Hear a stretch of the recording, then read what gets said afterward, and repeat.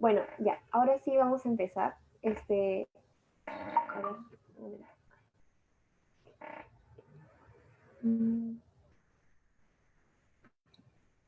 ya. ¿Se me escucha? Sí, ¿no? Ya. Bueno, muy buenas tardes, estimados y estimadas ponentes y todos los asistentes que han podido acompañarnos. Este se presenta en colaboración con el estudio Vera, Espinosa y Prado Abogados. Presenta el webinar Árbitro de Emergencia, el cual estará a cargo de los siguientes ponentes. Jaime Heredia Tamayo, socio principal de Rodríguez Anglobado Abogados.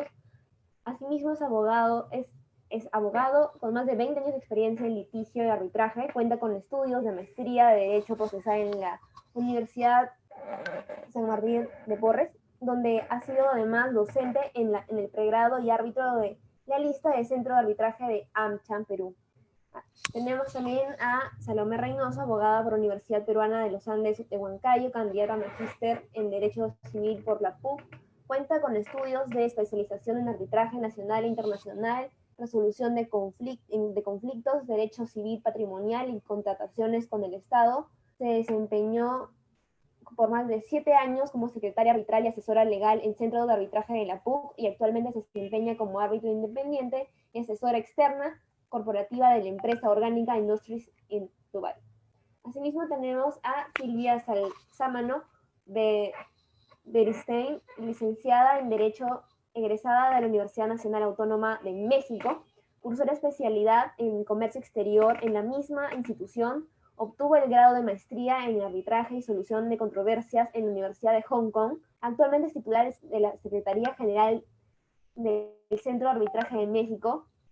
Está Giuseppe Vera, socio fundador de Vera, Espinosa y Prado Abogados, árbitro candidato al magíster en Derecho de la Empresa por la PUC, especialista en arbitraje en contrataciones del Estado por la PUC y miembro del Consejo Superior de Arbitraje del Centro de Arbitraje del Colegio de Abogados de la Libertad.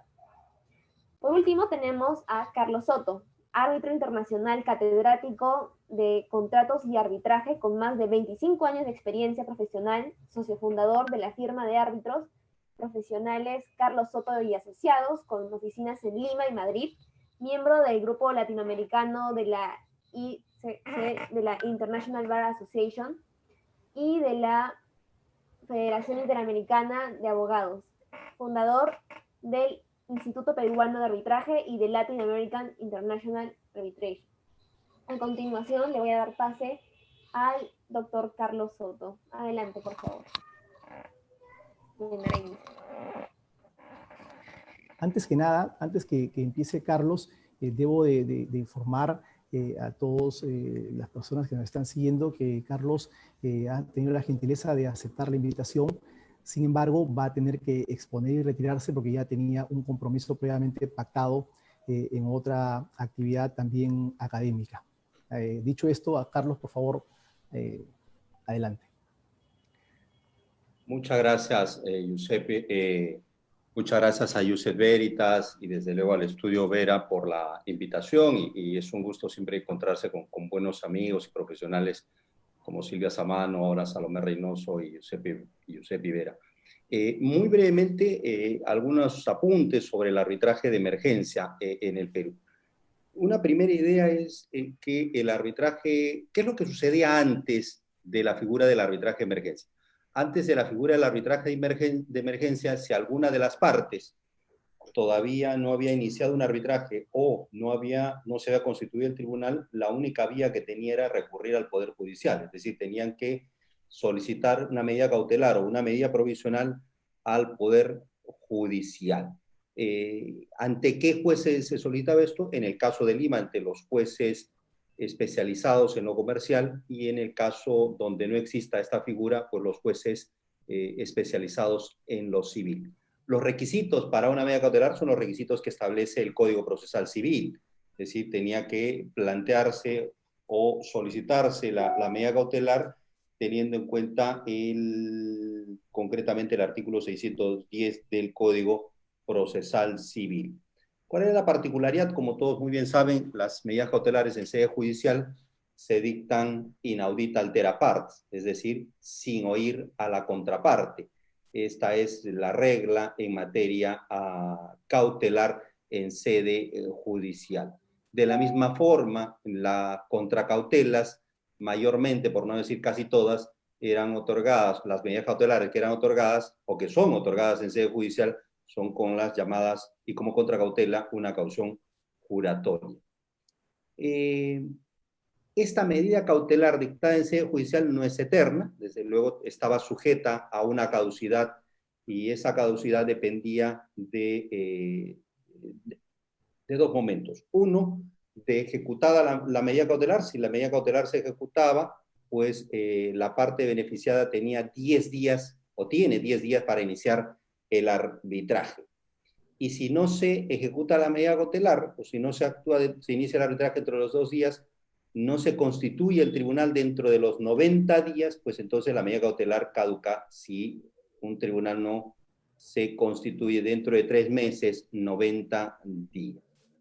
¿Qué sucedía si un juez otorgaba una medida cautelar? Pues un juez otorgaba una medida cautelar y en el camino o ejecutaba la cautelar o todavía no ejecutaba la cautelar, se constituía el tribunal, cualquiera de las partes debía informar al tribunal arbitral la existencia de ese proceso judicial cautelar, ¿no? Por lo tanto, el juez debía remitir el expediente cautelar al tribunal arbitral. Con la figura del árbitro de emergencia a partir del 2017 en el Perú, la situación cambia un poco, pues las partes que han sometido sus controversias, por ejemplo, a un arbitraje administrado en las reglas de la Cámara de Comercio de Lima o en las reglas de la Pontificia Universidad Católica del Perú, pueden también, se someten a la figura del arbitraje de emergencia y mediante esta figura pueden requerir a la institución arbitral que nombre, designe un árbitro de emergencia para que éste dicte las medidas cautelares que las partes requieran. Este árbitro de emergencia no es el árbitro que resolverá la controversia, ni tampoco va a ser el árbitro que pueda ser designado por las partes para integrar el tribunal arbitral. Es un árbitro completamente neutral, independiente, imparcial de la controversia, únicamente es designado para dictar la medida cautelar. ¿Cuáles son las características de este árbitro de emergencia? Debe ser un árbitro que cuente con amplia disponibilidad, una mayor disponibilidad que cualquier árbitro, especialidad en la materia, tiene que ser sumamente célere para resolver la cautelar, porque estamos hablando ya no de la solución de la controversia, sino además de una cautelar o una medida provisoria, y desde luego debe guardar confidencialidad de los actuados. Y como sabemos, bajo la ley de arbitraje, las medidas cautelares son dictadas bajo la aplicación de la audita parte, es decir, como regla general, se debe oír, se debe escuchar a la otra parte y luego de haber escuchado a la otra parte, recién se puede analizar y dictar o estimar o desestimar la medida cautela. La figura del árbitro de emergencia ya ha sido regulada ampliamente en el ámbito internacional. En el año de 1990 hubo un primer intento por regular. La CCI lanzó un procedimiento de arbitraje prearbitral, pero no tuvo mucha acogida, mucha popularidad, y desde el año 2006 sí podemos señalar que ha habido una explosión de reglas regulando la figura del árbitro de emergencia en diferentes instituciones. La primera institución arbitral fue la ICDR, que es el brazo arbitral de la AAA, de la American Association, y desde luego la CCI y las demás instituciones arbitrales. Es importante mencionar, y ya con esto voy terminando, que unas estadísticas de la Cámara de Comercio de Estocolmo, en Suiza, señalan que los árbitros, el procedimiento en un árbitro de emergencia no dura más de una semana, tiene un promedio de 6.25 días, y en los casos en los cuales se ha designado, dentro de las 24 horas, designa al árbitro de emergencia y el árbitro de emergencia resuelve dentro de los 6 días. Entonces vemos cómo, por ejemplo, en más del 50% de los casos se denegó la solicitud de medidas cautelares, en el 43% se concedieron las medidas cautelares y solo en el 5% se retiraron las solicitudes cautelares antes de que el árbitro de emergencia tome una decisión. Yo creo que ya nuestros colegas se van a referir ampliamente a la regulación del arbitraje de emergencia, tanto en la Cámara de Comercio y en la Pontificia Universidad Católica del Perú. Quizá señalar cuál es el futuro del arbitraje de emergencia en el arbitraje doméstico peruano. Yo creo que el incremento que estamos viendo, un incremento del uso de la figura del árbitro de emergencia, toda vez que en la Cámara de Comercio de Lima hay 10 casos y en la Pontificia Universidad Católica 6, con lo cual creeríamos que ya la comunidad legal y los usuarios conocen de esta figura y la están usando. Creo que se hace necesaria una lista de árbitros de emergencia especializados y con mayor disponibilidad. O sea, si ya se cuestiona la falta de disponibilidad o la disponibilidad de los árbitros para resolver las controversias, piensen ustedes en un arbitraje de emergencia donde se requiere de una mayor celeridad para resolver la controversia y desde luego de una mayor especialización. Es importante otorgar facultades a los árbitros de emergencia para que ejecuten sus medidas cautelares. O sea, si las medidas cautelares que dicta el tribunal o el árbitro de emergencia no son ejecutadas, pues vamos a tener un pequeño inconveniente. También creo que puede ser un buen antídoto para el forum shopping de cautelares en sede judicial, ¿no? Esas prácticas no sanas de pedir cautelares en diferentes juzgados, no solo de una determinada región, sino además del país, a través de las medidas, de la medida del árbitro de emergencia, pueden ser dejadas de lado. Es conveniente analizar si la figura del árbitro de emergencia debe ser regulada en nuestra ley de arbitraje, debe incorporarse o no. Actualmente no está regulada en la ley de arbitraje, tampoco está prohibida, si la contemplan los reglamentos de arbitraje de los principales centros de arbitraje de nuestro medio.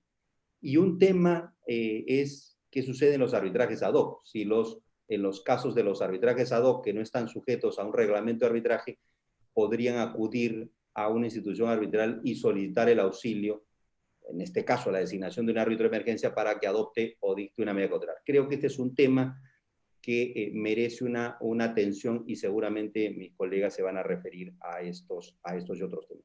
Yo les agradezco su atención a todos y les pido disculpas por haber sido breve, pero no he querido dejar de cumplir con el doctor Josep Vivera y Josep Veritas en esta invitación.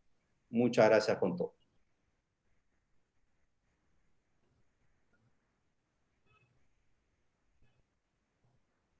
Muchas gracias, Carlos. De parte de Juste Decente y de parte de mía, en particular, te agradezco por haber iniciado este webinar con tus apreciaciones, que en verdad son bastante importantes. Bueno, en la temática que hemos preparado, tenemos diversos tópicos por parte de cada uno de los ponentes. En lo que a mí refiere, me voy a expresar en relación precisamente a la figura del árbitro de emergencia, en tanto los antecedentes, ¿no? Y en tanto de qué manera eventos como este ayudan, coadyuvan a que nosotros podamos difundir instituciones que en el Perú, por ejemplo, tiene muy poco tiempo, tiene recién 3 años de vigencia, y en la cual, por cierto, son solamente 2 los centros de arbitraje que la tienen regulada en sus reglamentos. De tal manera que, como bien lo dijo Carlos, hasta el momento no se trata de que se haya todavía masificado a través de los centros de arbitraje. Entonces, eventos como este lo que hacen es generar el debate, generar el interés en nosotros mismos, en los panelistas, así como también en el público que asista, y no tengo la menor duda de que ustedes lo compartirán con sus colegas y con sus amistades y hablarán, y esto en algún momento creo que va a dar cabida a que se siga conversando sobre el tema, y la idea sería que conlleve a que en algún momento más centros de arbitraje también lo puedan reglamentar y pueda ser más utilizada, obviamente dentro de los parámetros que corresponden al árbitro de emergencia. Entonces, como bien ha señalado Carlos, esta figura se crea en el año 2006, o sea, se empieza a regular en el año 2006 en el Centro Internacional de Resolución de Disputas, que es, como él dijo, el brazo de la Asociación Americana de Arbitraje, la AAA, Luego de eso se reguló también los reglamentos, por ejemplo, del Centro de Arbitraje de Singapur, de la ICC, y al Perú llega en el año 2017 a través de la Cámara de Comercio de Lima. Luego de eso, también el Centro de Arbitraje de la Pontificia Universidad Católica del Perú también lo tiene regulado. Bien, señaló también Carlos que en relación a entender si el arbitraje únicamente de emergencia únicamente puede ser institucional, hasta el momento únicamente se da dentro de ese parámetro. Hasta el momento no es posible que un arbitraje ad hoc pueda ampararse en la posibilidad de el árbitro de emergencia. Es decir, únicamente se trataría para arbitrajes institucionales y de aquellos centros de arbitraje en los cuales se encuentre regulado en su reglamento, no para los demás centros de arbitraje. Eso es importantísimo tenerlo en claro. Luego también Salomé Reynoso explicará en relación al arbitraje de emergencia en materia de contratación pública. Y eso también es muy importante porque hay que tener en cuenta que el árbitro de emergencia no únicamente se da para materia comercial, sino también en materia en contratación con el Estado. Entonces eso es muy importante teniendo en cuenta que el número mayor de arbitrajes que tenemos en nuestro país es precisamente en contrataciones con el Estado. Entonces, ¿qué es lo que ocurre? Primero, nosotros debemos de entender que el árbitro de emergencia se encuentra no regulado en la ley, sin embargo, eso no es óbice para que se haya establecido en los distintos reglamentos. Es más, no tengo conocimiento que haya habido algún problema al respecto, en tanto las partes se someten a ese reglamento del centro de arbitraje, el cual contempla precisamente esta figura. Luego, existe una nómina de árbitros de emergencia. Entonces, estos árbitros de emergencia tienen que ser árbitros especializados en materias puntuales, tienen que tener experiencia, tienen que tener una especialización, una dedicación y una disponibilidad. Esto por la urgencia del caso, porque si es que nosotros decidimos no llevar la medida cautelar ante el juez comercial y decidimos llevarla ante la posibilidad de ser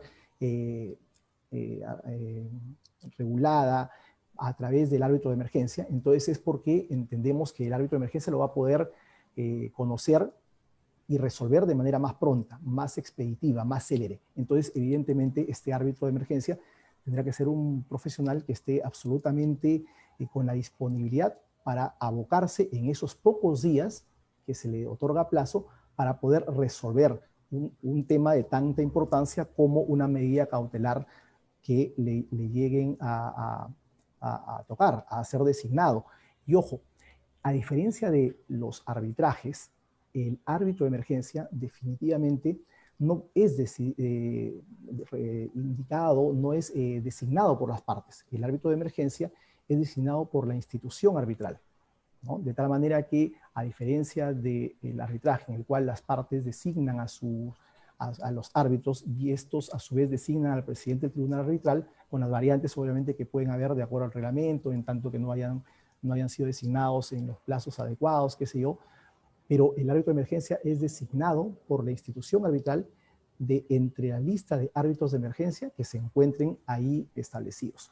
Entonces, en realidad, lo que se busca es que si es que las partes renunciaron a la jurisdicción determinada por la ley, que es la del Poder Judicial, y decidieron llevar su controversia a un arbitraje, entonces que la solución a la posibilidad de al otorgamiento de una medida cautelar célere y eficiente sea también que no quede en manos del Poder Judicial, sino que sea a través de un árbitro, el árbitro de emergencia. Y esto también lo explicará Jaime en su momento, ¿no? ¿Cuál es la diferencia entre una medida cautelar dictada por el Poder Judicial y los tiempos que esto puede ocasionar, sobre todo en esta etapa de pandemia? Pero bueno, olvidemos de esta etapa, sino en situaciones normales, ¿cuánto tiempo se puede demorar en dictarse una medida cautelar? Versus la posibilidad del tiempo en que se puede dictar a través de la figura del árbitro de emergencia. Y también en qué situaciones, en qué casos, en qué materias convendría optar por el árbitro de emergencia y no ante el Poder Judicial. Entonces, queda claro que las partes van a tener dos opciones. Antes no lo tenían. Antes la única posibilidad de interponer una medida cautelar antes del arbitraje era acudiendo al Poder Judicial, que de acuerdo a la ley de arbitraje actúa en colaboración del arbitraje. Entre una de las materias en las cuales colabora con el arbitraje es en las medidas cautelares antes de la constitución del tribunal. Pero si sabemos que por más pronto, por más rápido que se constituye un tribunal arbitral, este puede demorar un mes y medio, y no sabemos si es que una de las partes va a recusar a los árbitros, o antes de recusarlos, de repente solicita que se amplíe el deber de revelación. Entonces, la constitución del tribunal arbitral puede durar un tiempo mayor. ¿Qué pasa durante ese tiempo? En que una de las partes necesite una tutela urgente, porque ya sea indefectible que la otra parte pueda ejecutarle cartas fianzas o penalidades, etc. Entonces, ¿qué ocurre en ese lapso? En ese mes, mes y medio, 2 meses o más, en los casos en los cuales se tramita recusaciones. Entonces, precisamente por eso es la importancia de la figura del árbitro de emergencia, para que pueda resolver lo que se le solicita en ese plazo.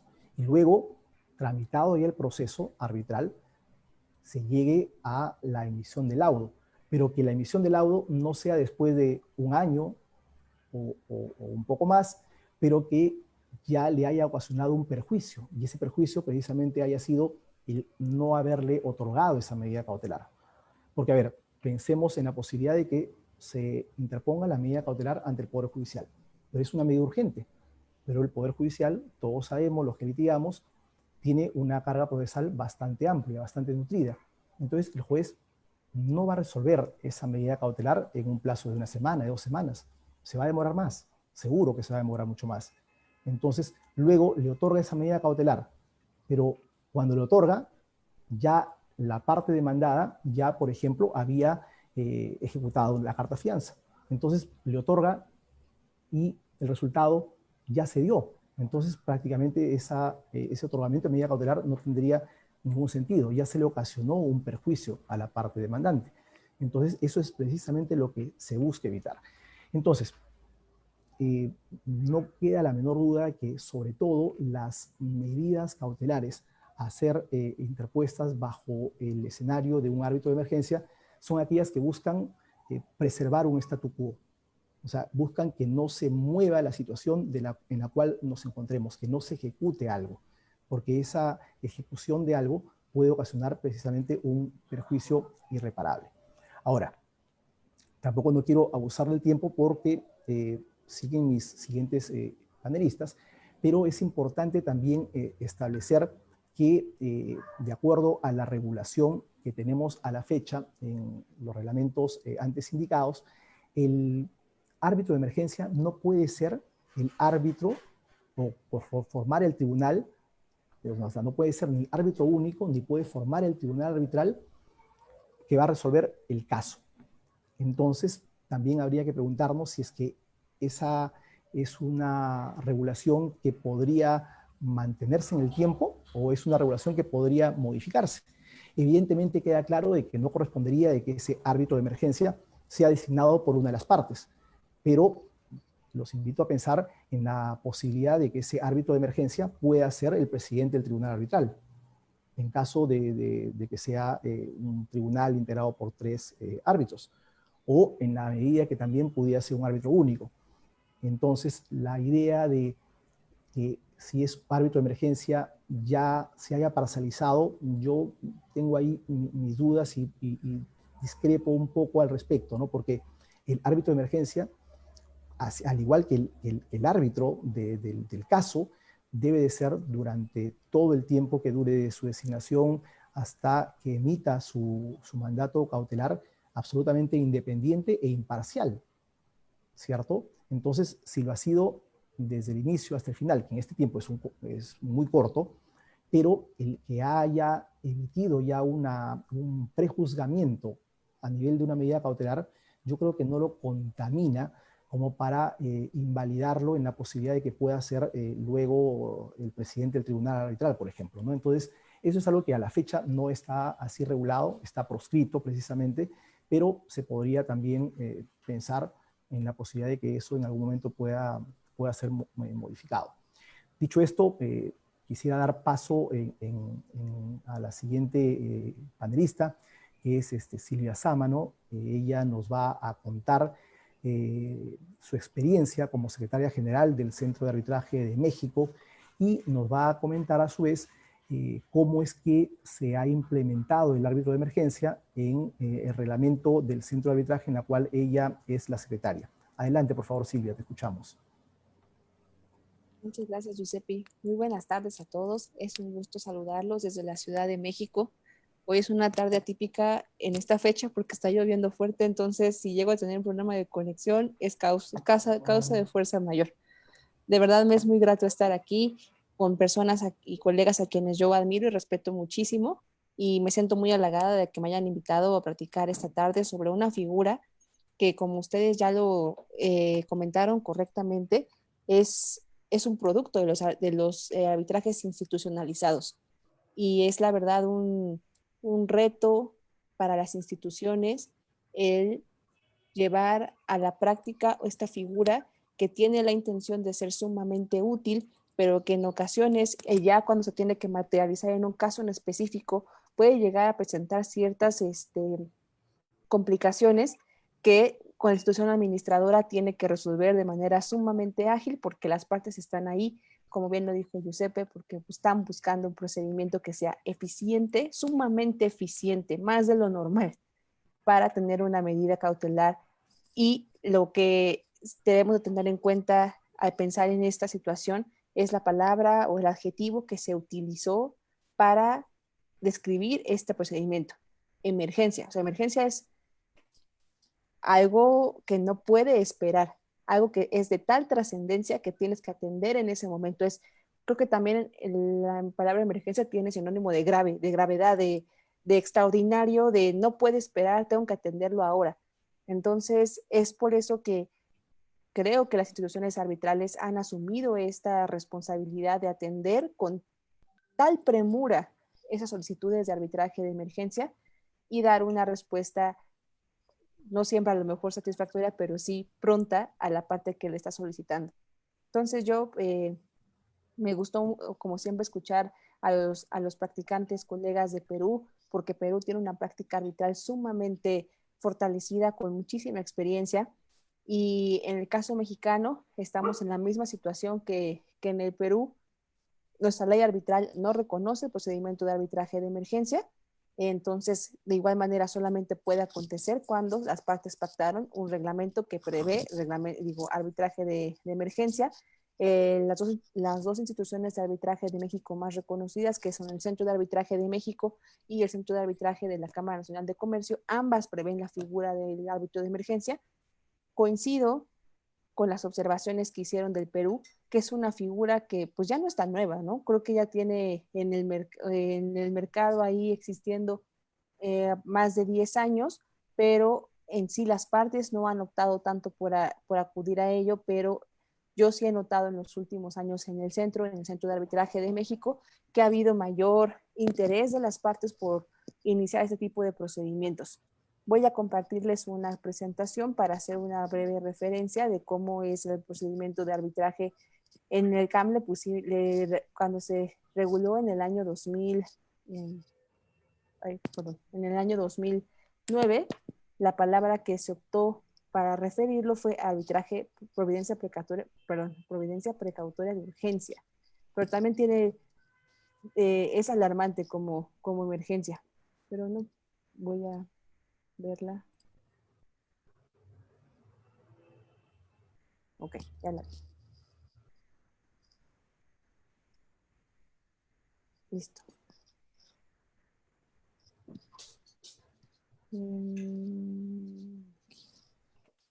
Ok, entonces les reitero, en el arbitraje, en el reglamento de CAM lo denominaron arbitraje de urgencia.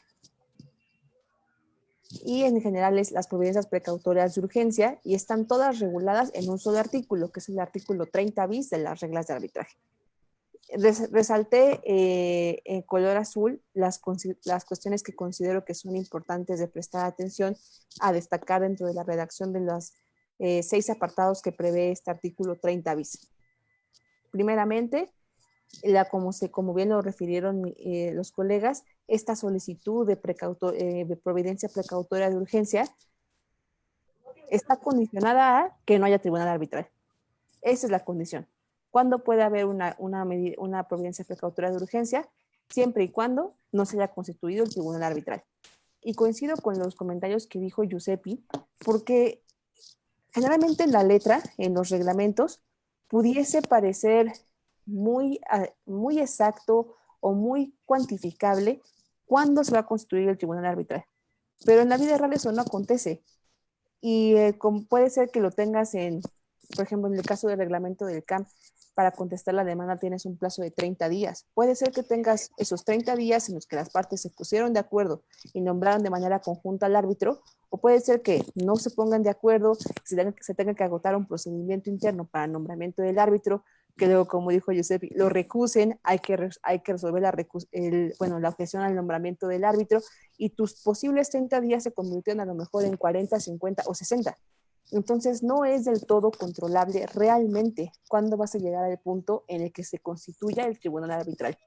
Y es por eso que se justifica que se regule dentro de los reglamentos esta posibilidad de que las partes, ante una situación de que ponga en riesgo su situación en caso de tener un resultado satisfactorio en el arbitraje, puedan recurrir a esta figura del arbitraje de emergencia o de urgencia.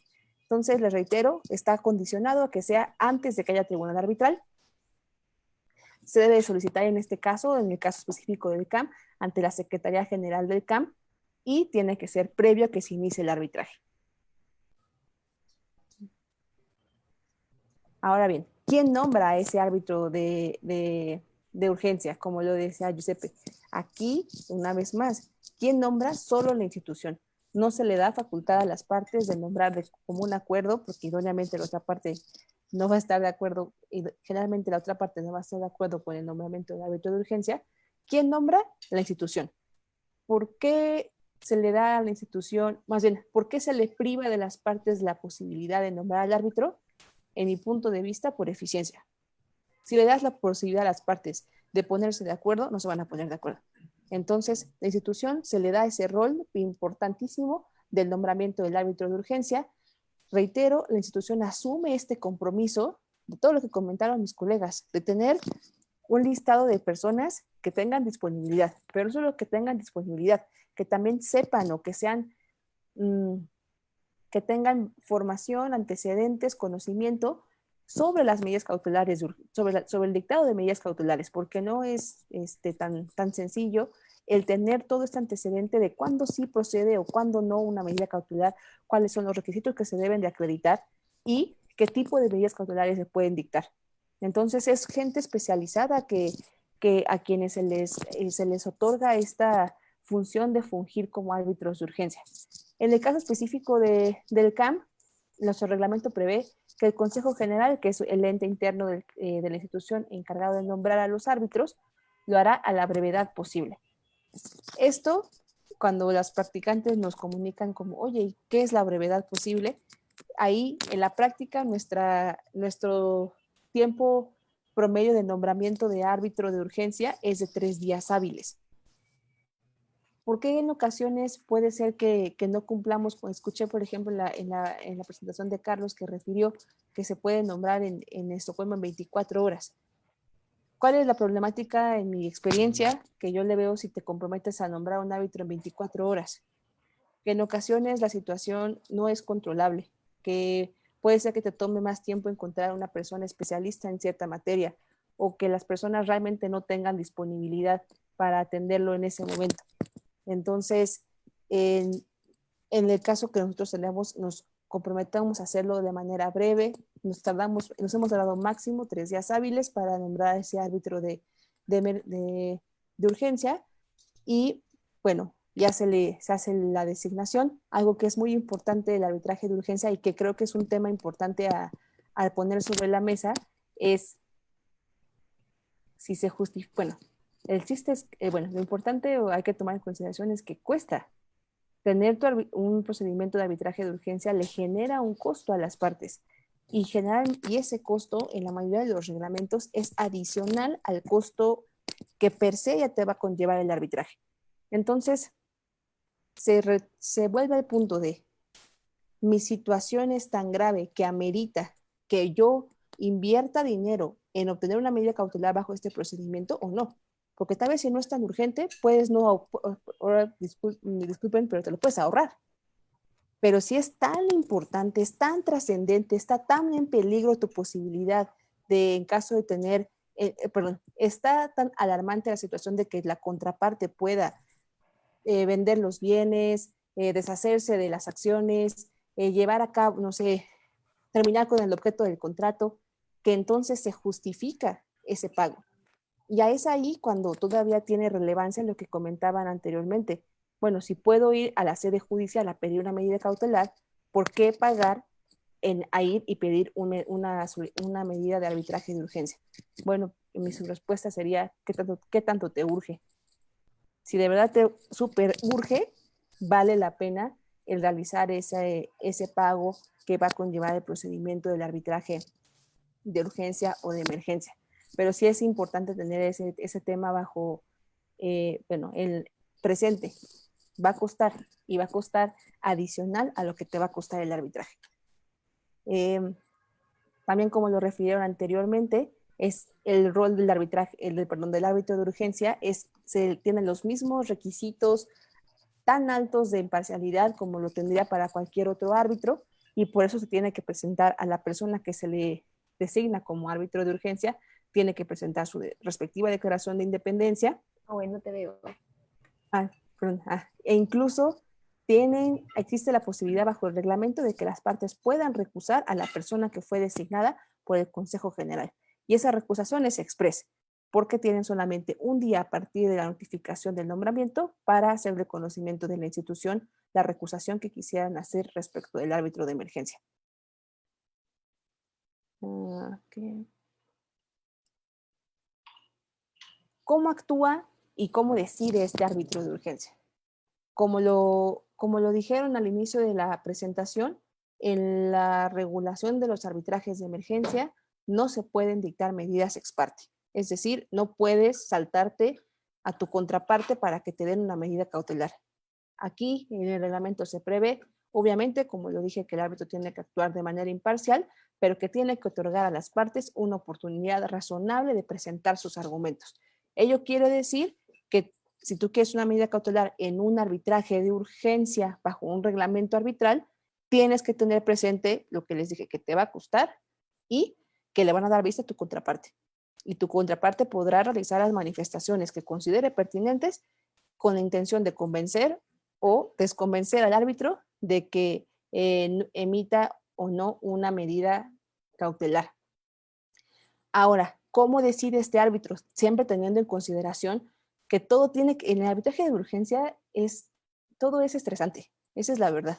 Cuando llega una solicitud al centro es muy estresante, es sumamente estresante porque sabes que la intención de las partes es tener todo excesivamente rápido. Entonces, creo que todos nos estresamos. Se estresa el centro, se estresa la persona que funge como árbitro, es adrenalina pura el arbitraje de emergencia. Y teniendo en consideración que tiene que resolver con la mayor celeridad posible, se da la posibilidad de que bien decida solamente con las documentales presentadas por las partes, o bien, si alguna de las partes solicita, que se tenga que desahogar una audiencia, así tendrá que acontecer. En los arbitrajes de emergencia que yo he visto y que he tenido la posibilidad de administrar, ha habido 2 ocasiones en las cuales alguna de las partes ha pedido que se lleve a cabo una audiencia. ¿Qué impacto tiene que haya una audiencia? Sin lugar a duda, que se retrase más el pronunciamiento por parte del árbitro de urgencia. Me ha tocado incluso que las partes solicitan presentar manifestaciones en respuesta y audiencia respecto al objeto de la medida cautelar. Y no es malo, y es posible, pero sí teniendo en consideración que va a implicar un poco más de días de retraso en ese punto en el cual la persona que sea el árbitro de urgencia va a poder emitir su decisión. Justo acá, ¿cuándo fue? La semana pasada notificamos la decisión del último arbitraje de urgencia que tuvimos y hasta incluso la audiencia fue virtual, todo bajo este nuevo lineamiento de procedimientos muchísimo más expeditos y acelerados, y fue muy buena la experiencia que se tuvo en este último arbitraje de urgencia que tuvimos en el Centro de Arbitraje de México. Algo muy importante: ¿qué tipo de medidas puede dictar el árbitro de urgencia? Innovadoras, está restringido por las medidas cautelares que están previstas en la ley de la sede del arbitraje. Ese es un tema que da mucho de qué hablar. En general, los reglamentos prevén una redacción sumamente amplia del tipo de medidas que puede dictar esta persona que va a fungir como árbitro de urgencia. En el caso específico del CAM, prevé que puede ordenar cualquier providencia precautoria provisional que considere necesaria, incluyendo prohibiciones y medidas para la protección o conservación de cualquier derecho. Yo he visto en esta modalidad de arbitraje de urgencia que en ocasiones se piden medidas cautelares bastante innovadoras, y que los árbitros están con una predisposición a tomar en consideración los argumentos de las partes y a lo mejor dar una medida que en el sede judicial sería difícil que la otorgaran, porque el sede judicial es: ¿qué dice el Código de Procedimientos? ¿Puedo dar esta? ¿No la puedo dar? Está fuera. O sea, aquí se prevé que el árbitro de urgencia puede tener una mayor discrecionalidad de qué tipo de medida dictar. Algo muy importante. Disculpa que te interrumpa, un minuto más, por favor. Ah, claro, sí, perdón. Eso es algo, si me despido me tengo que despedir con esto. Algo muy importante. ¿En qué se plasma la decisión del árbitro de urgencia? El CAM te da dos opciones: en laudo o en orden procesal.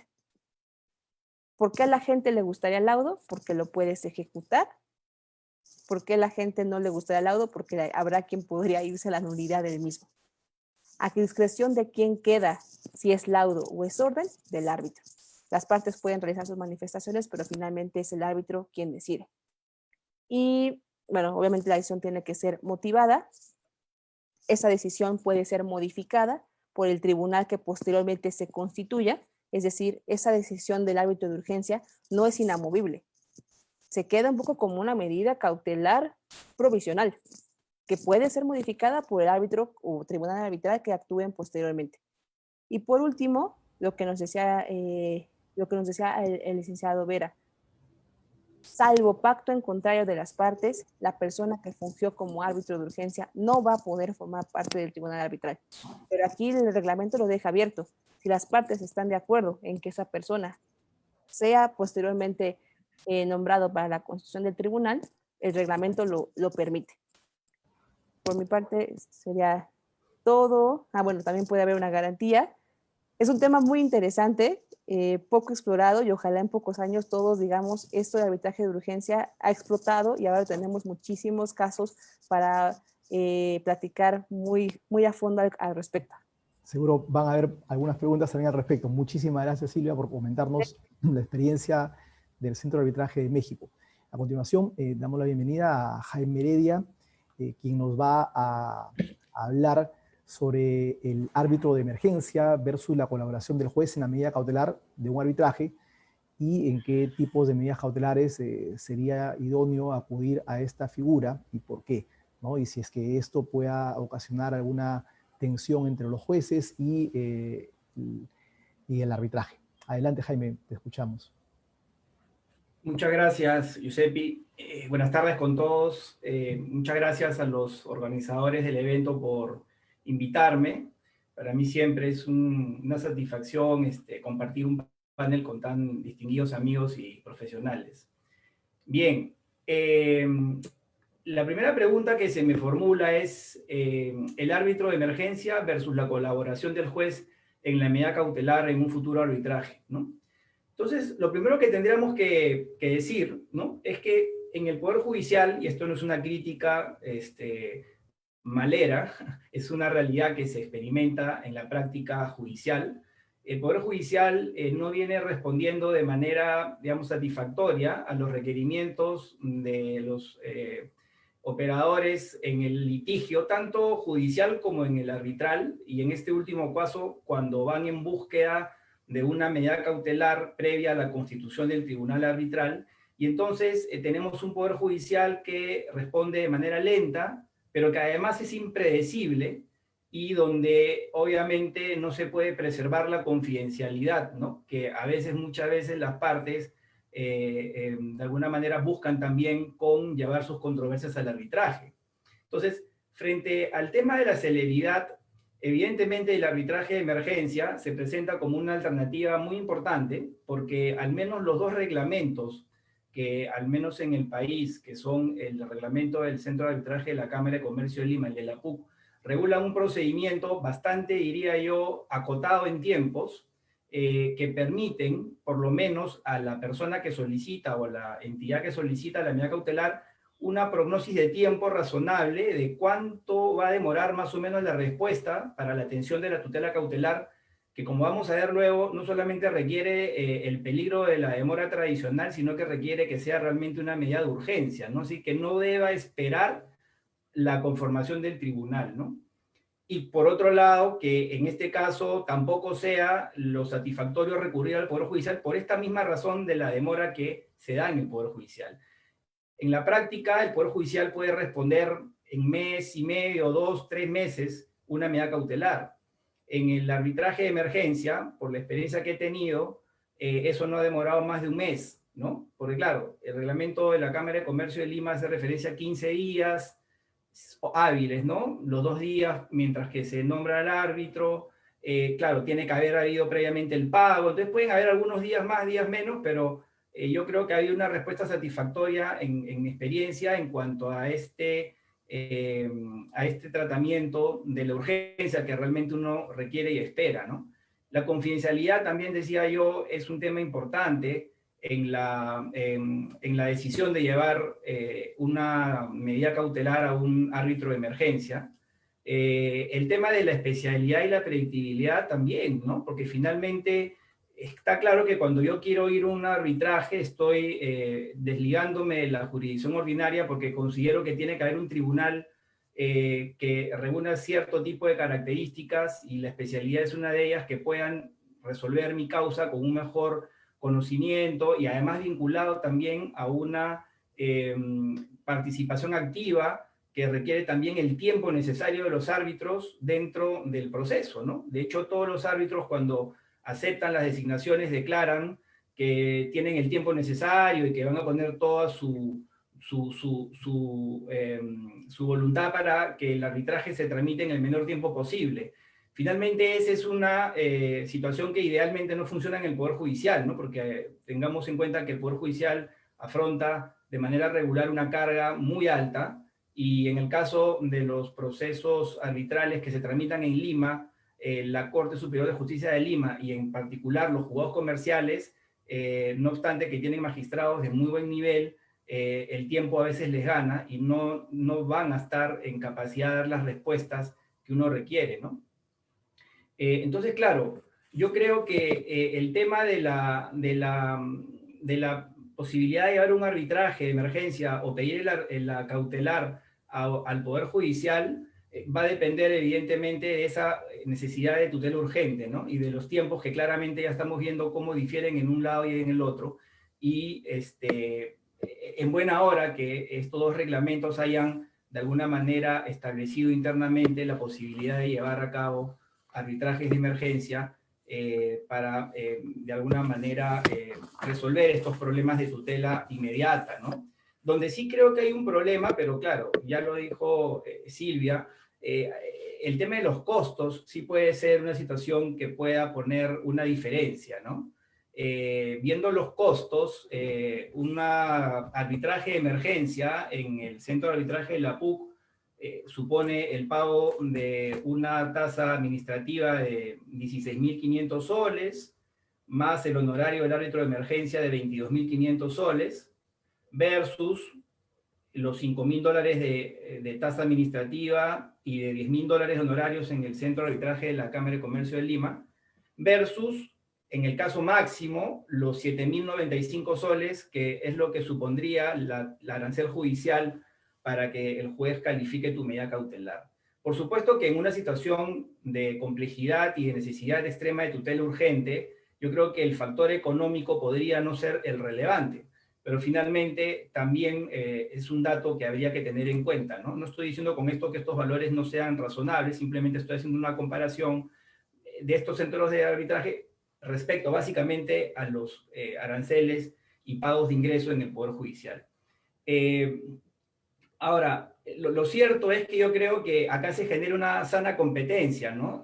A nivel del mercado judicial y arbitral en procura de quién responde mejor a los pedidos de tutela cautelar, porque de alguna manera ya en la etapa previa de la constitución del tribunal arbitral ya no solamente tenemos como actor al Poder Judicial en la colaboración que prevé la ley arbitral, sino también la posibilidad de que se pueda solicitar esto ya no al Poder Judicial, sino al árbitro de emergencia. Entonces ahí creo que también se generan incentivos positivos para que haya una lectura también del Poder Judicial y se pregunte por qué se tiene que recurrir a figuras de árbitro de emergencia, y claramente una de las razones es porque el Poder Judicial no está respondiendo en los tiempos que uno pudiera esperar para obtener esta tutela, ¿no? La segunda pregunta, y ya para ir avanzando rápido, es si puede, ¿qué tipo de medidas cautelares se recomendaría acudir al árbitro de emergencia, ¿no? Bueno, algo ya se ha comentado, Giuseppi. Finalmente acá yo creo que va a depender, ¿no es verdad?, de entender cuál es la naturaleza de nuestra medida cautelar y básicamente la ejecutabilidad de la misma, ¿no? Porque como sabemos, la facultad de imperio y el uso de la fuerza pública es un monopolio controlado por el Estado y que no se puede derivar o trasladar a los privados. Esto no supone que los árbitros, en general, cuando dictan una medida cautelar, no la puedan ejecutar. Se entiende que evidentemente las partes, si están actuando de buena fe y han asumido voluntariamente en su autonomía pactar un arbitraje, deben ser respetuosos de las decisiones que emiten los tribunales arbitrales, no solamente los laudos, sino también estas decisiones cautelares, tanto en el ámbito de su validez como su ejecutabilidad y su reconocimiento voluntario, para evitar tener que recurrir a la instancia judicial.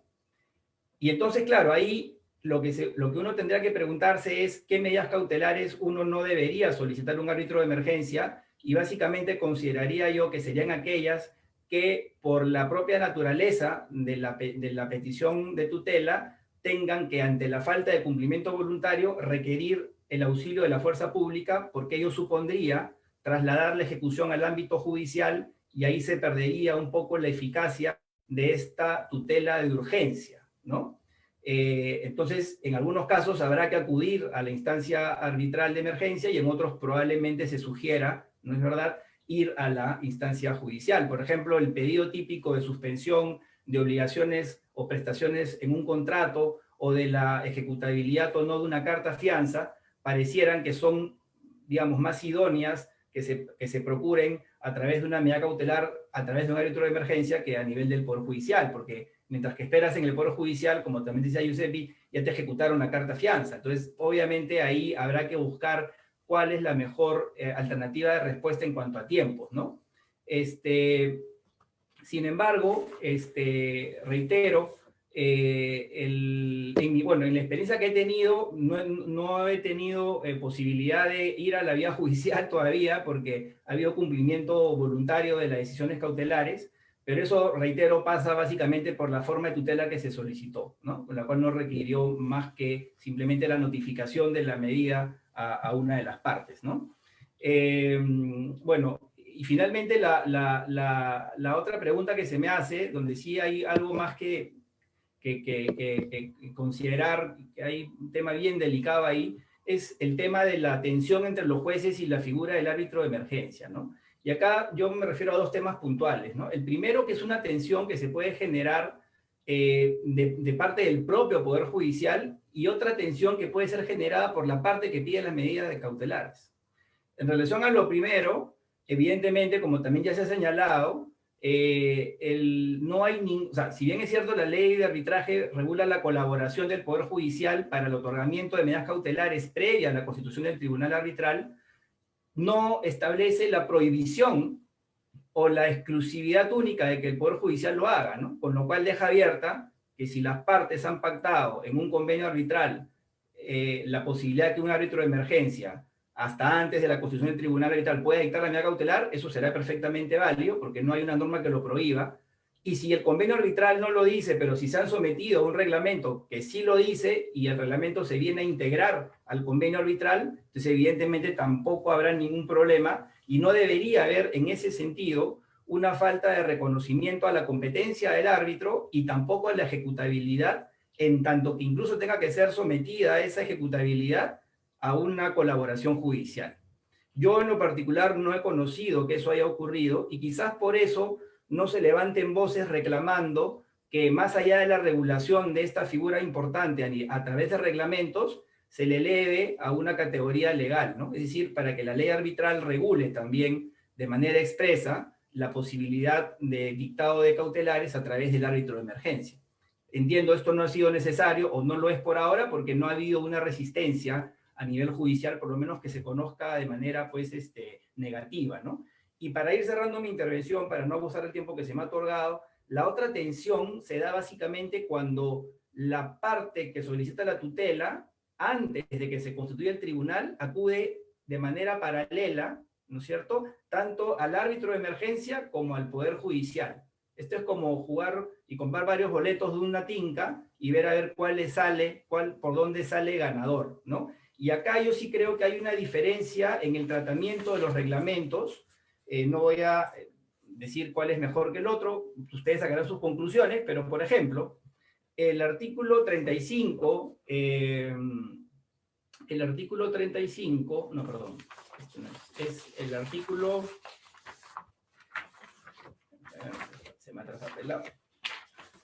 A ver, acá está. El reglamento de la Cámara de Comercio de Lima establece que no hay ningún problema con la posibilidad de solicitar una medida cautelar en sede judicial o en sede arbitral, ¿no? O sea, de alguna manera, entiendo que la lectura es que evidentemente no sea la misma medida cautelar, pero que tú sí puedas pedir según la forma de tutela, o vas a la vía arbitral o vas a la vía judicial.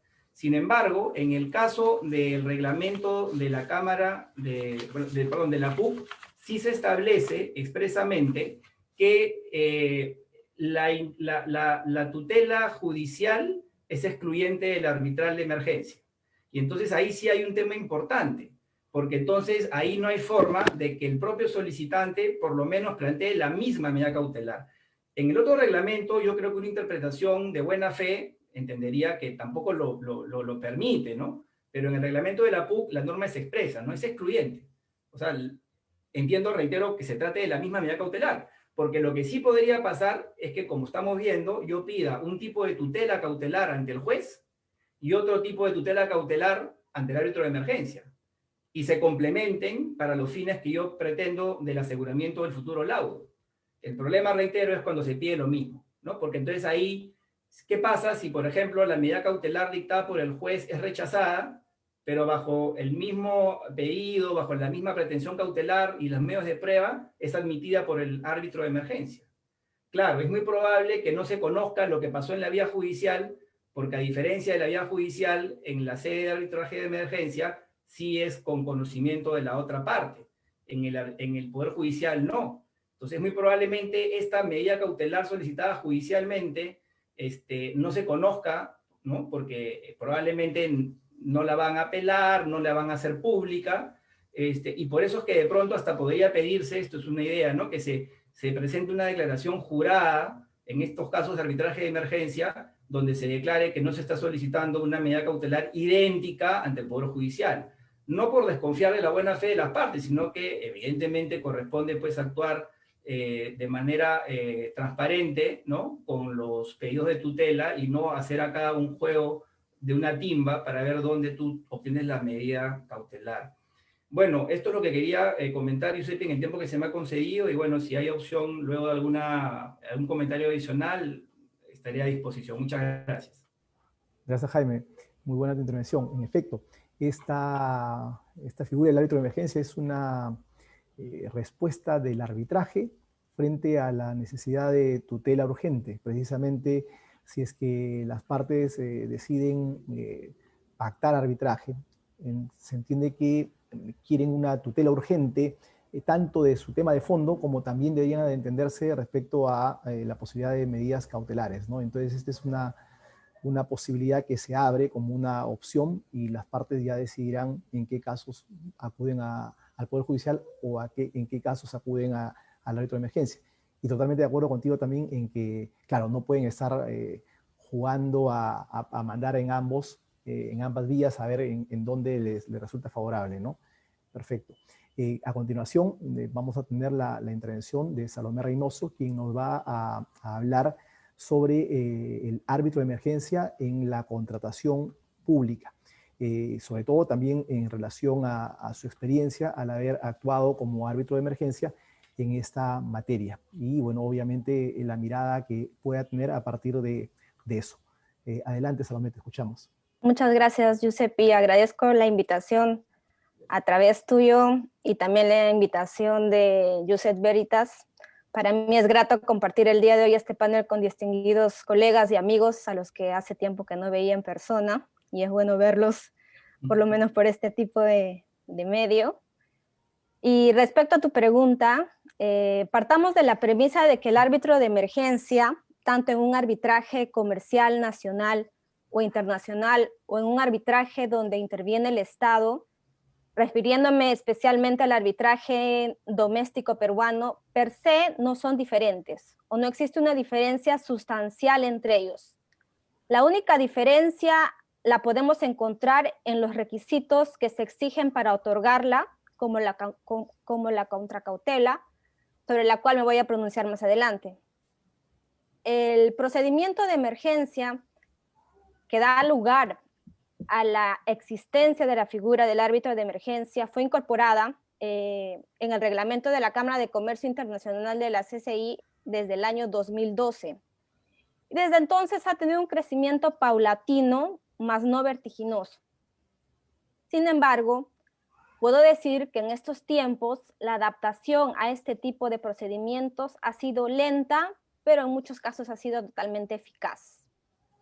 La figura como tal, como árbitro de emergencia, no se encuentra regulada en la Ley de Contrataciones del Estado ni en su reglamento. Por su parte, la Ley de Arbitraje peruana, si bien no hace mención expresa de la misma, tal cual árbitro de emergencia, desarrolla la potestad de los árbitros de emitir medidas cautelares. Como ya lo he indicado, el procedimiento de emergencia está diseñado específicamente para que un árbitro resuelva la medida cautelar antes de la constitución del tribunal arbitral. Como ya muchos lo han dicho, el árbitro que la resolverá es distinto a los que resolverán la controversia de fondo y es nombrado en este caso por la institución arbitral el que recoge dentro de sus reglas este tipo de procedimiento. Aquí en el Perú, el procedimiento de árbitro de emergencia está recogido en los reglamentos de arbitraje del Centro de Arbitraje de la Cámara de Comercio de Lima, de la Pontificia Universidad Católica del Perú, y también está ya recogido en la directiva número 004-2020 del OCE, Reglamento del Régimen Institucional de Arbitraje Especializado y Subsidiario en Contrataciones del Estado a cargo del SNA-OCE, el cual no está muy desarrollado, tanto como lo desarrolla el Centro de Arbitraje de la Católica o de la Cámara de Comercio. Entonces, podemos concluir que este es un procedimiento que a nivel nacional ya está siendo reconocido y utilizado cada vez más. Ya lo indicaron mis colegas, desde el año 2017 los reglamentos de la Cámara de Comercio de Lima y de la PUC incluyeron dentro de su reglamento este tipo de procedimiento. La PUC, hasta el momento, desde el año 2017, ha tenido un aproximado de 10 procedimientos de arbitraje de emergencia. Y la Cámara de Comercio, tal como lo indicó Carlos en su exposición, tiene un aproximado de 6 arbitrajes de emergencia. ¿Cuál es la cronología? Y sobre esto quiero yo ponerme en ambas situaciones, porque yo he trabajado durante muchos años en el Centro de Arbitraje de la Universidad Católica y quiero ponerme en ambos aspectos. Como lo dijo Silvia, ni bien te llega una solicitud de árbitro de emergencia, es adrenalina pura, tanto para el centro de arbitraje como para el árbitro que va a resolver la medida cautelar. Entonces, más o menos le quería contar cómo empieza este tipo de procedimiento. Y para eso me voy a abocar a lo que conozco, que es lo del Centro de Arbitraje de la Católica. Tú presentas la solicitud, se tiene un solo día hábil para subsanar cualquier requisito exigido por la institución arbitral. Quizás de repente no se presentaron algún requisito de forma o no cumplieron con pagar la tasa correspondiente. Luego el centro, a través de su Secretaría General, designa al árbitro de emergencia, quien cuenta como máximo con 3 días para presentar su aceptación. Estos 3 días pueden reducirse solo a 1, es cuestión de que el árbitro tenga una constante comunicación con la Secretaría General y con el secretario arbitral habilitado para que gestione este tipo de procedimientos. Y con esta aceptación ya queda constituido el árbitro de emergencia. ¿Puede presentarse una recusación? Sí, pero la resolución de esta recusación debe ser de manera expeditiva. Se resuelve en un día y no intervienen todos los miembros del consejo o de la corte, dependiendo de cuál sea la parte o quién es el que resuelva la recusación. Se elige únicamente a 2 miembros para que esto sea de manera más célere. Con la aceptación y cuando ya se encuentra firme la designación de este árbitro de emergencia, se debe de pronunciar sobre la necesidad o no de poner en conocimiento de la contraria la solicitud de esta medida cautelar puesta a su conocimiento. Como muchos ya saben, la ley de arbitraje indica que solo de manera excepcional será inaudita pars, es decir, sin conocimiento de la contraria.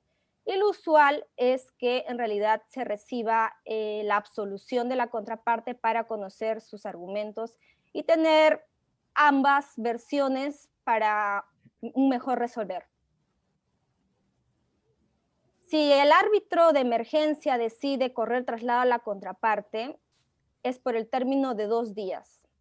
Y con la absolución de esta o sin ella, el árbitro de emergencia cuenta únicamente con solo 2 días para resolver la medida cautelar puesta a su decisión. Es decir, si hacemos contamos los plazos, este procedimiento dura aproximadamente 1 semana. Entonces, desde que te llega la solicitud, la designación de árbitro de emergencia, uno ya debe revisar todos los documentos, porque solamente desde que la absolución llega a tus manos, en este caso a tu correo electrónico, debes de saber si falta algún documento, debes de revisar detenidamente todos los elementos probatorios, si han sido debidamente presentados, porque solo tienes 2 días para resolver. Y sinceramente, esos 2 días son los días más estresantes que puede tener una persona, porque a mí me ha tocado ya desempeñarme como árbitro de emergencia y en realidad tienes una buena cantidad de documentos que leer dependiendo de la complejidad del caso y tienes un tiempo muy limitado. Entonces, por eso es que existen retos, yo le pongo este nombre, retos de un árbitro de emergencia. ¿Cuáles son los retos principales que debe tener un árbitro de emergencia y sobre los cuales el centro de arbitraje que lo designa se basa también para designar a esta persona? Es el tiempo, la disponibilidad, responder a la urgencia de manera rápida. Y coincido con Silvia en el hecho de que el centro de arbitraje muchas veces para elegir a un árbitro de emergencia tiene varias opciones y llama a muchas personas para que de repente puedan desempeñarse como tal y se les dice que, bueno, es un tema muy célere y si tiene la disponibilidad, algunos lo tienen, algunos no lo tienen, y eso ya depende del centro de arbitraje. Y además buscar de que no haya conflicto de intereses, a efectos de evitar posibles recusaciones que entorpecerían o harían que de repente este procedimiento no sea tan célere de acuerdo a los objetivos que tiene. Además del tiempo, otro de las características o de los retos que debe tener es el conocimiento y la destreza en conocer el derecho procesal para efecto de dar las medidas precautorias o las medidas cautelares, porque deben de verificar los elementos concomitantes para la dación de una medida cautelar, como es la verosimilitud del derecho, el peligro y la demora, la adecuación o la razonabilidad de la medida y la contracautela. Entonces,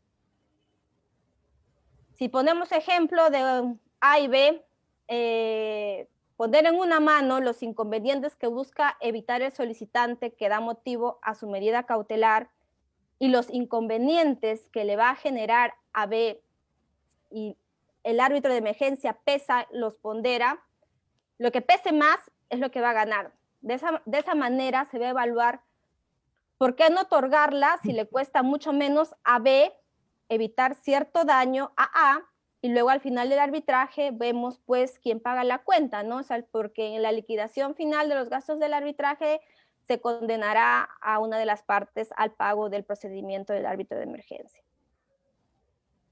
Respecto a tu siguiente pregunta sobre las propuestas para la regulación de perfeccionar la figura del árbitro de emergencia en la contratación pública, más que una propuesta, yo creo que se debería analizar lo referido a la contracautela.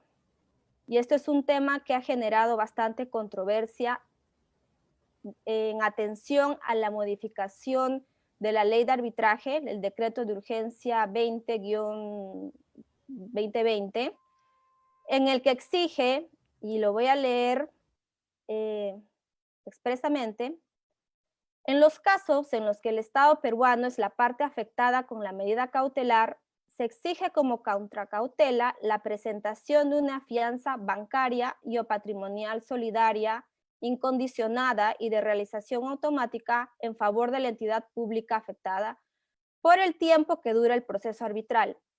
El monto de la contracautela lo establece el juez o en este caso el tribunal arbitral o el árbitro de emergencia ante quien se solicita la medida cautelar, y dicho monto, he aquí el quid del asunto, no debe ser menor a la garantía de fiel cumplimiento. La ejecución de la carta en fianza se establece conforme a lo resuelto por el juez, la juez o el tribunal arbitral según corresponda.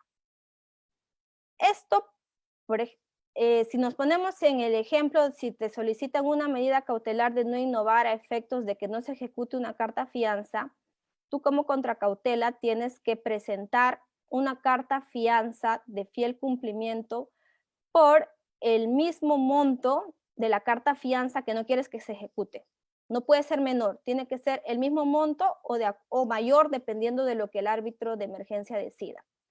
Y en cierta medida esto genera un desincentivo y un sinsentido, valga la cacofonía, porque exigir una contracautela como la establecida por el propio decreto de urgencia resulta en muchos casos desproporcional para el contratista que lo solicita. Y les doy un ejemplo. Si el monto de la carta fianza de fiel cumplimiento sobre la que versan las pretensiones cautelares, por ejemplo, ascienden a la suma de, digamos, 10 millones de soles, por esta razón, la ley nos exige que la contracautela debe consistir en una carta fianza por el mismo monto de la garantía de fiel cumplimiento. Es decir, que tienes que ofrecer otra carta fianza como contracautela como mínimo por el mismo monto, es decir, 10 millones de soles. Lo cual, a veces, lo que tú no quieres ejecutar, igual tienes que buscar a través de tu entidad bancaria que te generen otra carta fianza para efectos de la contracautela. Yo creo que aquí en la exposición de motivos, cuando se hizo la modificación en la ley de arbitraje sobre este punto, era evitar que se emitan medidas cautelares y se tenga como contracautela una caución juratoria, simplemente eso. Entonces, aquí surge un problema porque los que invocan o los que solicitan una medida cautelar sienten que de alguna manera su derecho constitucional a la tutela jurisdiccional se ve un poco vulnerado, y también a que no se colisiona con otros presupuestos cautelares como el de la razonabilidad.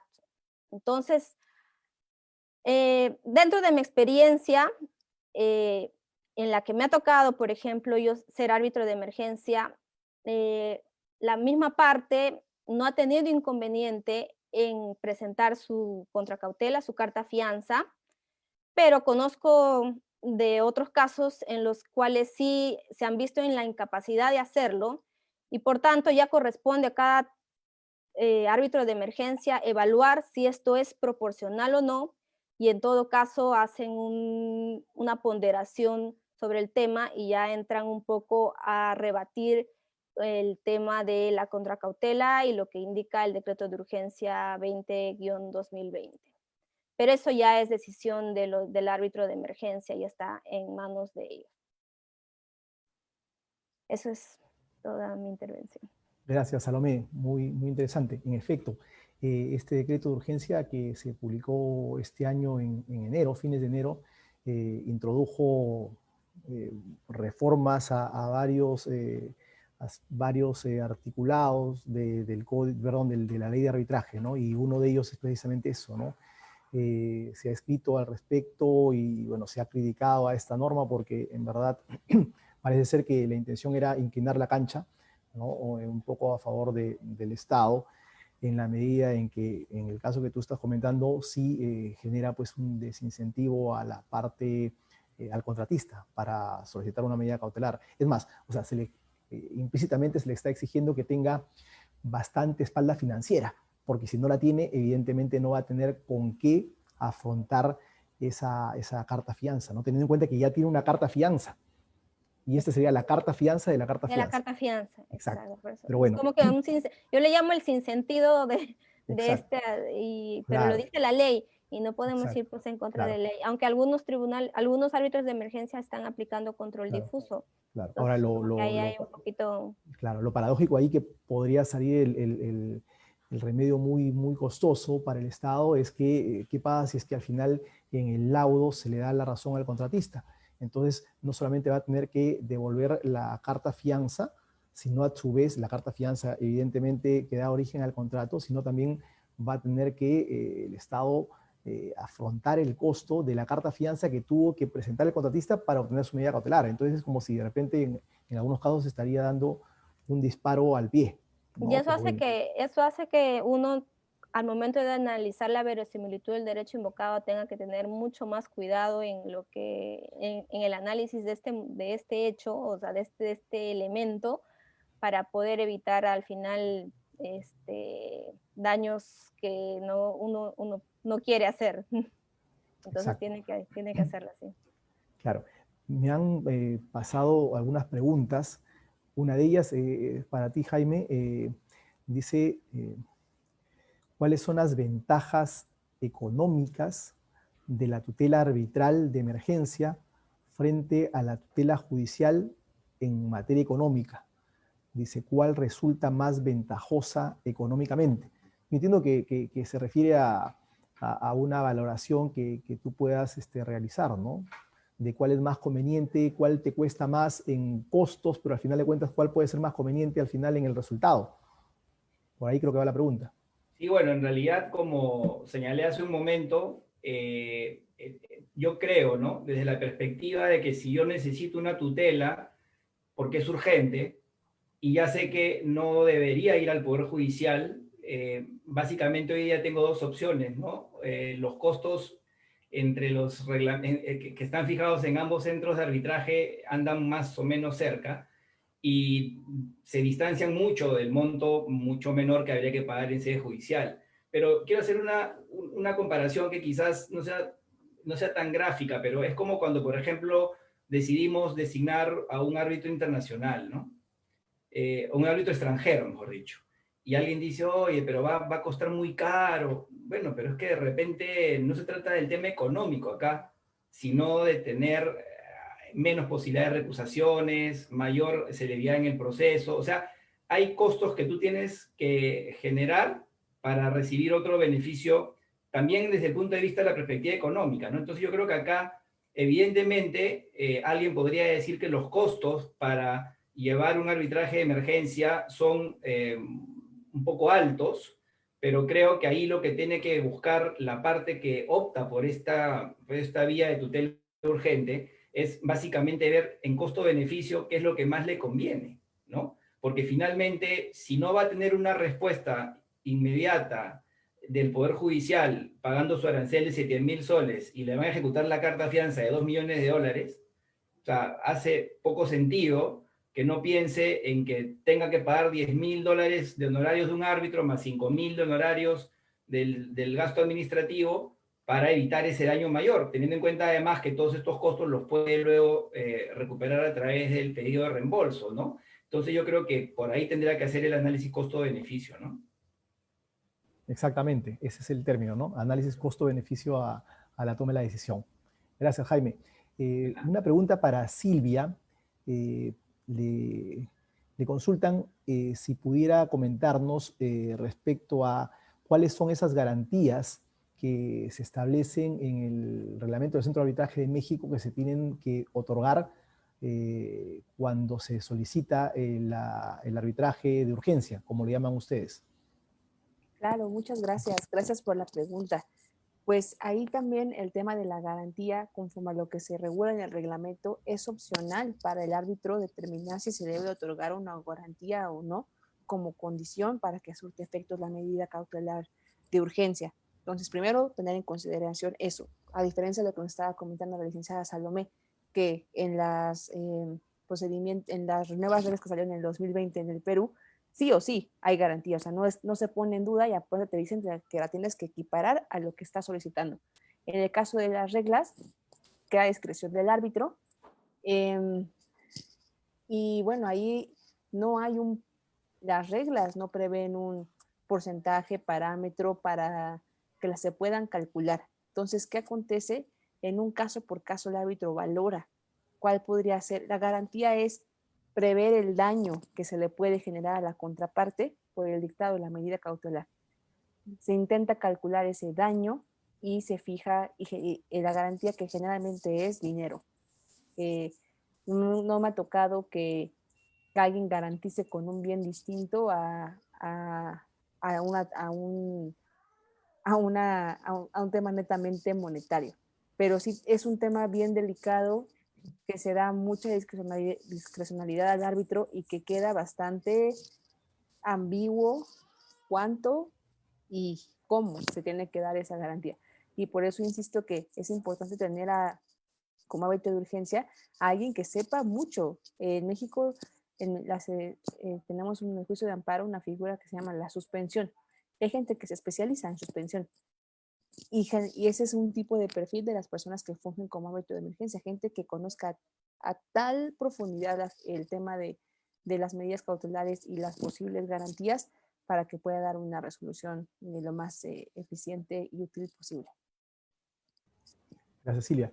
En efecto, es importante también destacar que el tribunal arbitral que se conforme tiene facultades, al menos de acuerdo a nuestra ley de arbitraje, para modificar o dejar sin efecto las medidas cautelares dictadas o por el Poder Judicial o por el árbitro de emergencia. Es más, el tribunal arbitral puede modificar incluso hasta sus propias medidas cautelares, ¿no? Cuando ya considere que no justifica que se mantengan vigentes, o modificarlas, ¿no? O sea, o dejarlas sin efecto o modificarlas, ¿no? Entonces, es importante lo que dice Silvia porque con mayor razón las nóminas de árbitros de emergencia de los centros de arbitraje deben de ser de árbitros que tengan un nivel de expertise importante en la materia en la cual lo van a ejercitar, ¿no? Porque va a estar en sus manos el otorgar o no una medida cautelar con esa, y con esa prontitud que se necesita, ¿no? Y la idea no es solamente que se dicte esa medida cautelar, sino que esté muy bien sustentada y luego se pueda mantener, porque también adoptar esa medida cautelar y después que pueda ser fácilmente modificada, creo que tampoco no resistiría mucha importancia, ¿no? Salomé, una pregunta es en relación a lo que tú mencionaste en la parte final, respecto a la posibilidad de que en relación al decreto de urgencia 02020 se vayan o puedan existir controles difusos. ¿Podrías explicar al respecto? Lo he visto en algunas resoluciones cautelares, en el cual por el tema de la contracautela, donde indican que es demasiado oneroso de repente para la parte que está pidiendo la medida cautelar, el tema de presentar otra carta fianza por el mismo monto de la carta fianza que no quieren que se ejecute. Algunos árbitros de emergencia o tribunales arbitrales están aplicando control difuso sobre este tema, sobre el decreto de urgencia, pues sobre el artículo específico del decreto de urgencia, a efectos de dejarlo sin efecto y de que puedan presentar una caución juratoria. Claro, porque ello en realidad vendría a constituir una limitación al árbitro, ¿cierto? O sea, le estás quitando ciertas facultades, ciertas prerrogativas, y en realidad es como que de manera tasada tendría que decir esto es la contracautela, cuando tanto los árbitros como el juez tienen la facultad discrecional para evaluar en qué tipo de contracautela lo señalan y establecer la cuantía, ¿no? Obviamente de la valoración que hayan hecho de la solicitud de medida cautelar, ¿no? Pero en este caso no hay nada que valorar ahí, sino simple y llanamente, de manera automática, tasada, imponen, ¿no? Entonces, claro, como tú dirías, claro. exacto. Pero para eso tienen que hacer un análisis y un pronunciamiento bastante un pronunciamiento bastante fuerte para que este tipo de control difuso pueda funcionar. Claro, una fundamentación jurídica. Una fundamentación jurídica Exacto, fuerte. exacto. Sí. Bueno, esas son todas las preguntas que JUS 360 me ha trasladado. No habiendo ninguna otra pregunta más, yo les doy las gracias a Silvia, a Salomé, a Jaime por haber aceptado la convocatoria a participar en este webinar sobre árbitro de emergencia, y doy también las gracias a JUS 360 por ser la plataforma que se encarga de organizar este evento. Y sin más, les cedo el uso de la palabra a la organización a efecto de cerrar este webinar. Muchas gracias. Muchísimas gracias, doctor Giuseppe Vera, y de igual forma agradecemos a cada uno de los ponentes por sus relevantes exposiciones respecto al tema. Con ello, estaríamos dando por finalizado el webinar titulado Árbitro de Emergencia. Una vez más, muchas gracias por sus ponencias. De igual forma, agradecemos a todos los asistentes, a quienes los invitamos también a seguir al estudio Vera y también a seguir al portal jurídico JUS 360 para más webinars y para más eventos a futuro. Muchísimas gracias y una muy buena noche. Muchas gracias con todos. Gracias, buenas noches. Hasta luego. Bye, cuídense. Chao. Cuídense mucho. Cuídense.